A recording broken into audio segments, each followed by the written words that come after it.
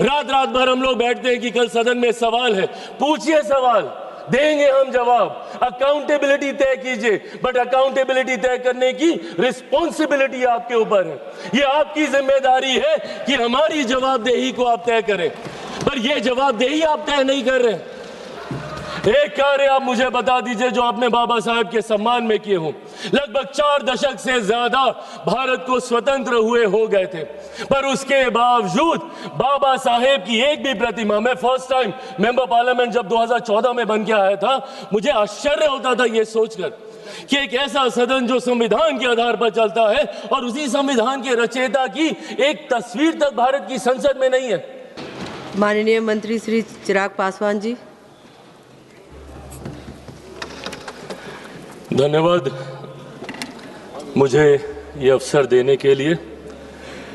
आज मैं मेरी पार्टी लोक जनशक्ति पार्टी रामविलास की तरफ से माननीय स्पीकर साहब के ऊपर आए अविश्वास प्रस्ताव के विरोध में अपनी बातों को रखने के लिए यहाँ पे खड़ा हुआ हूँ।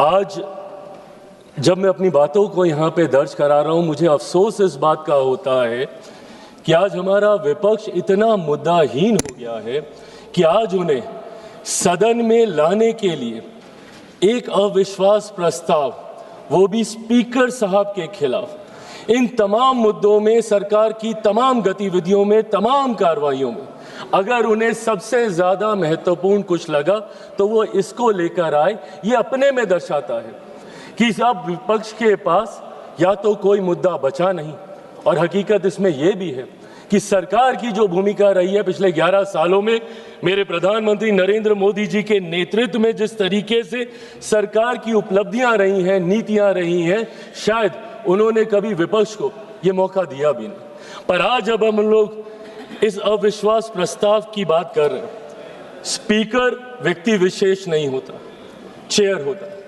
और इस चेयर का सम्मान हम सब करते हैं, हम सबको करना चाहिए। ये चेयर किस आधार पे काम करती है? संविधान के आधार पर। संविधान के आधार पर भारत की संसद, हमारा देश एकमात्र आधार पर चलता है। मेरे प्रधानमंत्री ने अपने शब्दों में इस बात को कहा कि देश चलेगा तो सिर्फ और सिर्फ संविधान के आधार पर चलेगा।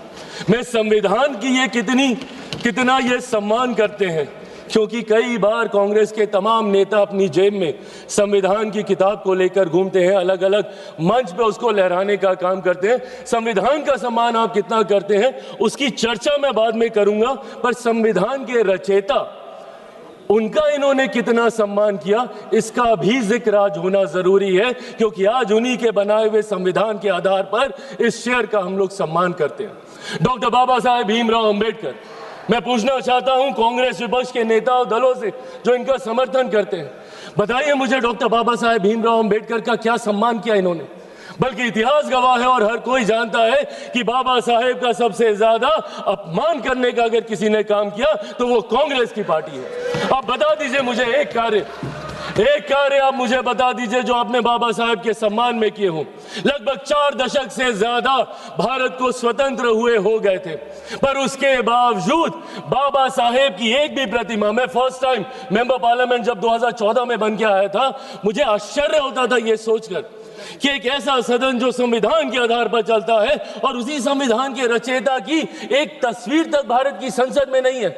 बताइए क्यों नहीं कांग्रेस पार्टी ने उनकी प्रतिमा लगाई? आज संविधान के सम्मान की बात करते हैं, क्यों 4 दशक तक 89 से पहले 89 में जब वीपी सिंह जी की सरकार थी, जिसका समर्थन भारतीय जनता पार्टी कर रही थी, जिस सरकार में मेरे नेता, मेरे पिता आदरणीय रामविलास पासवान जी श्रम एवं कल्याण मंत्री थे, उस सरकार में पहली बार बाबा साहब का तैल चित्र भारत के सेंट्रल हॉल में लगाने का काम किया, जिसको आज हम लोग संविधान सदन बोलते हैं। और तकलीफ इस बात की कि उस वक्त तक एक दल नहीं, एक परिवार के 3-3 सदस्यों की प्रतिमा उस सदन में लगी हुई थी, पर बाबा साहब की प्रतिमा इन लोगों ने लगाना जरूरी नहीं समझा। आज हम लोग जब गर्व से बोलते हैं, फख्र से बोलते हैं, भारत रत्न डॉक्टर बाबा साहब भीमराव अंबेडकर, भारत रत्न की उपाधि इनको उस सरकार में देने का काम किया। उनके जन्म दिवस पर 14 अप्रैल को छुट्टी की घोषणा करने का काम उस वीपी सिंह जी की सरकार में किया गया। और ये लोग बात करेंगे संविधान की। जब आप संविधान के रचयिता का सम्मान नहीं कर सकते तो उस संविधान का क्या सम्मान करेंगे, ये सवाल आपसे पूछना बनता है। और संविधान को पॉकेट में लेके घूमते हैं आप लोग। पॉकेट में लेके घूमने की चीज है हमारा संविधान, अलग अलग मंचों पे लहराने की चीज है हमारा संविधान। एक प्रसंग महोदय आपकी इजाजत से मैं देना चाहूंगा। 2020 में किसी कारणवश मैं अकेले चुनाव लड़ रहा था बिहार विधानसभा का, और उस वक्त मुझे चुनाव प्रचार के दौरान, क्योंकि मैं गठबंधन से अलग था, तो ऐसे ही विपक्षी दल जितने बिहार के हैं, मुझे कहा जाता था कि मैं अपने चुनाव प्रचार में मेरे प्रधानमंत्री की तस्वीर का इस्तेमाल नहीं करूंगा। उस वक्त मैंने कहा था कि मुझे मेरे प्रधानमंत्री की तस्वीर बैनर पोस्टर होर्डिंग पे लगाने की जरूरत नहीं है, प्रधानमंत्री मेरे दिल में बसते हैं, जरूरत पड़ेगी तो दिल चीर के दिखाऊंगा। और ये है संविधान हमारा, इस लोकतंत्र के मंदिर की आत्मा है संविधान, हमारे देश की रीढ़ है संविधान, 140 करोड़ लोगों का स्वाभिमान है संविधान। कैसे संविधान को आप अलग अलग मंच पे लहराते हैं, उसकी किताब को ये लोग जेब में लेके घूमने का काम करते हैं। और संविधान का सम्मान, with all due respect, Congress बताएगी, जिन्होंने 1975 में देश में इमरजेंसी लगाकर सही मायनों में संविधान की हत्या करने का काम किया। आज ये संविधान का पाठ हमें यहाँ पे सिखाने आए हैं। और अगर आप संविधान की बात अगर आप करते हैं तो संविधान सिर्फ अधिकारों की बात नहीं करता, जिम्मेदारियों की भी बात करता है। राइट्स एंड ड्यूटीज को पैरेलली लेकर चलने का काम संविधान करने का काम करता है। यहां पे आपको अपने राइट्स याद रहते हैं, आप अपने हकों की बात करते हैं, बोलने का अधिकार, बोलने का अधिकार, बोलने का अधिकार, बोलने का अधिकार। देश विरोधी ताकतों की आवाज बनना कतई नहीं हो सकता, उसे कभी नहीं स्वीकार किया जा सकता। आप बोलने की आजादी की बात करते हैं, अपनी जिम्मेदारियों का भी तो एहसास कीजिए।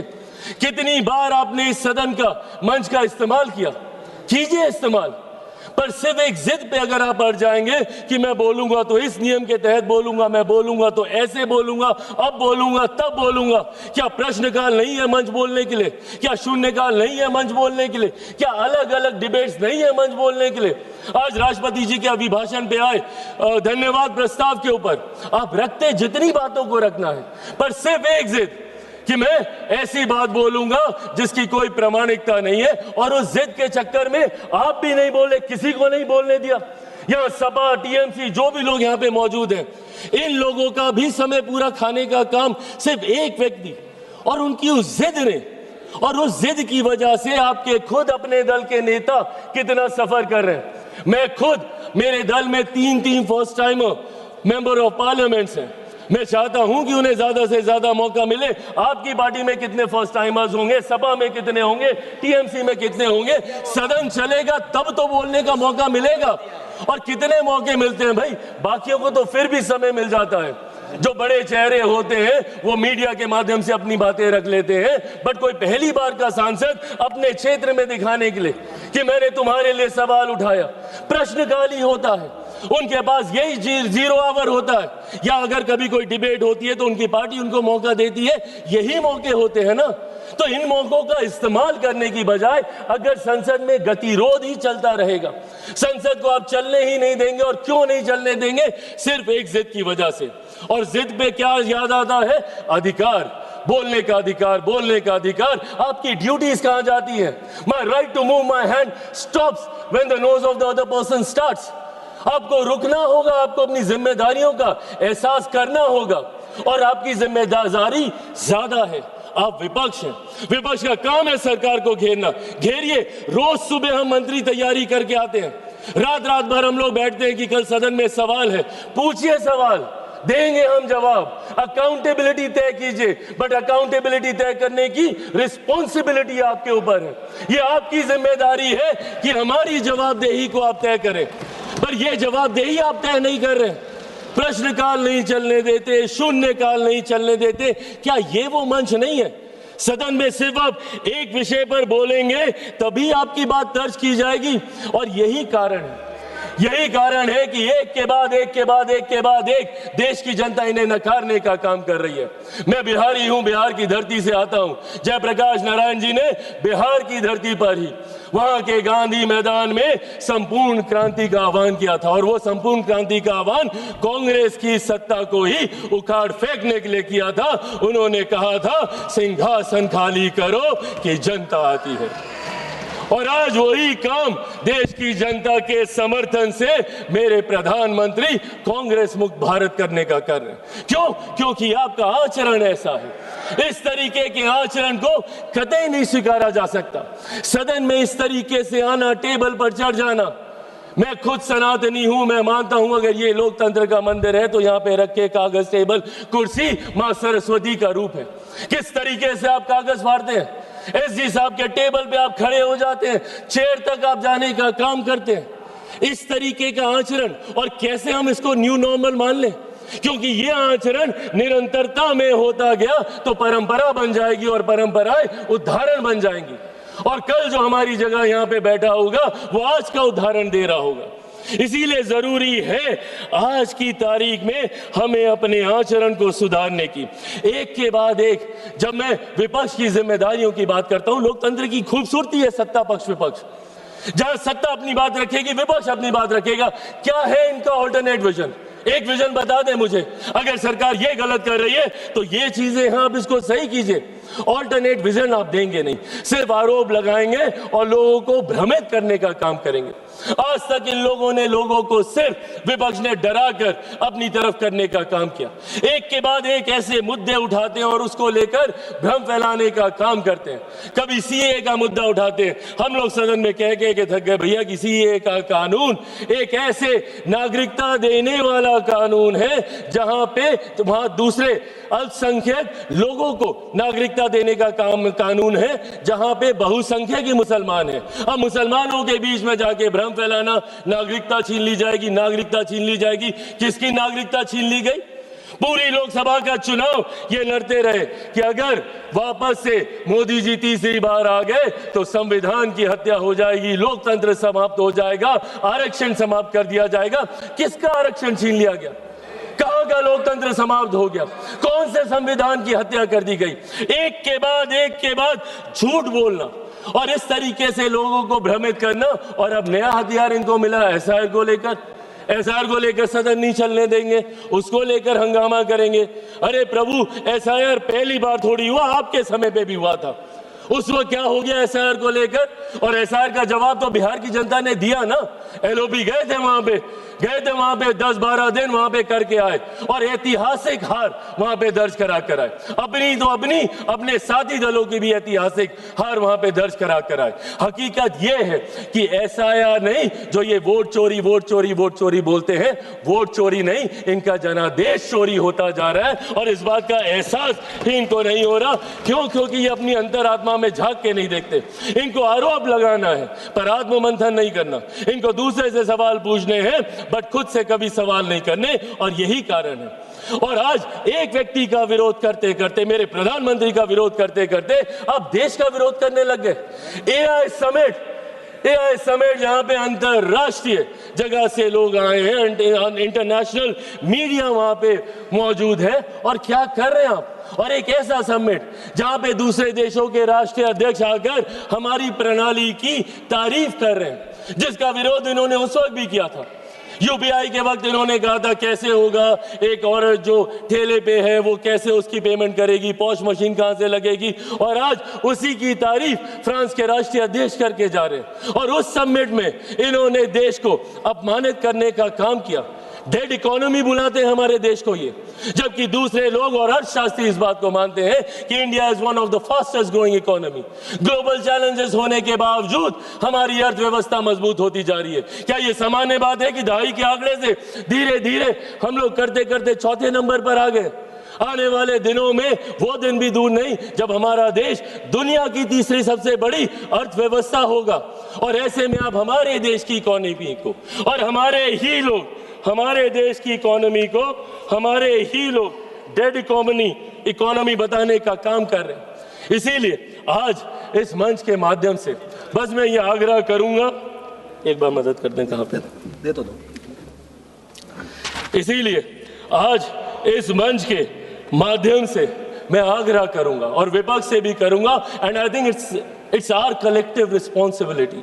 जहां चुनाव लड़ना था हम लोग लड़ आए, जितने आरोप प्रत्यारोप करने थे हम कर आए, और हमें कई मौके मिलेंगे। अभी फिर असम में मौका मिलेगा, बंगाल में मिलेगा, हर राज्य में मिलेगा। जब तक वन नेशन वन इलेक्शन नहीं आता, हमें हर दूसरे तीसरे महीने हमें मौका मिलता रहेगा आरोप प्रत्यारोप करने का। पर सदन को तो इससे बख्शे। Let it be a collective responsibility of all of us to come together। और यहाँ पे बात हो, और बात होनी जरूरी है। सहमति असहमति की बात नहीं है, बात होनी जरूरी है। आप अपना पक्ष रखें, हम अपना पक्ष रखेंगे, लोगों को उसके बाद फैसला करने दीजिए।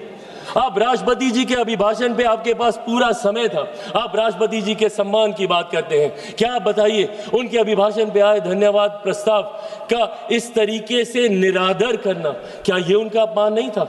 जिस तरीके से विपक्षी दल बंगाल वो गई थी, जिस तरीके से वहां की सरकार, अरे राष्ट्रपति हैं वो, चुनावी राजनीति से, दलगत राजनीति से उठकर है वो, और जिस तरीके से उनका अपमान वहां पे किया जाता है, क्योंकि इनको